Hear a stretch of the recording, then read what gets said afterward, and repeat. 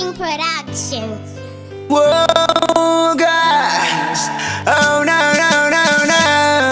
Está el caro, está el caro, está el caro. Vaya que, está el caro, vaya que. Udabano namata kwete baka womsa goti kuti papata iwo upenyu unoda bakashinga nakuti mwari nemoyo wese bakatida upenyu unoda bano tenda audi baye banoskire kungonyamba upenyu unoda bakashinga nakuti mwari nemoyo wese bakatida upenyu unoda bano tenda audi baye banoskire kungonyamba agonere iyano fanira kudona abadiko ya pande ngeda gona nucharumbidza ishe kushikanda pona muzitara baba nemweya muchonegiri ndakena Judge uplift my soul give me 129 scale curl you're the pillar of my life without you I can't survive iwo upenyu unoda bakashinga nakuti mwari nemoyo wese bakatida upenyu unoda vanotenda audi vaye vanaskire kungonyomba upenyu unoda vakashinge nekuti mwari nemoyo wese vakatida upenyu unoda vanotenda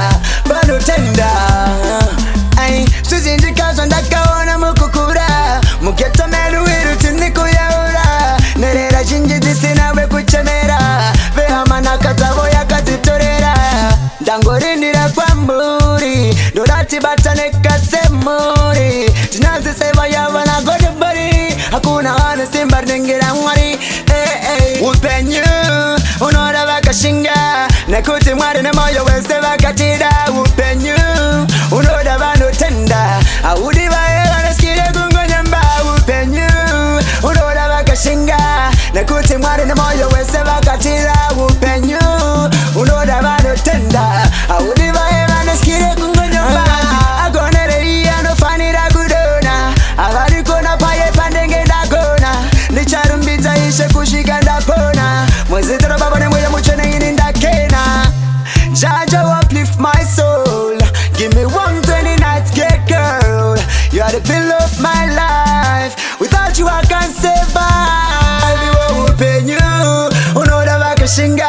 nakuti mwari nemoyo wese vakatida upenyu unoda vanotenda audi vaye vanoskire kungonyomba upenyu unoda vakashinge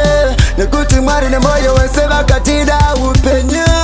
unoda vanotenda iwo upenyu unoda vakashinga nekuti mwari nemoyo wese vakatida upenyu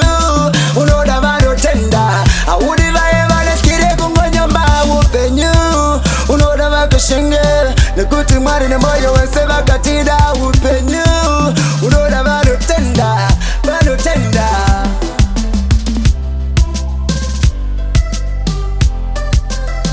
Está el caro, está el caro, está el caro. Vaya que, está el caro, vaya que.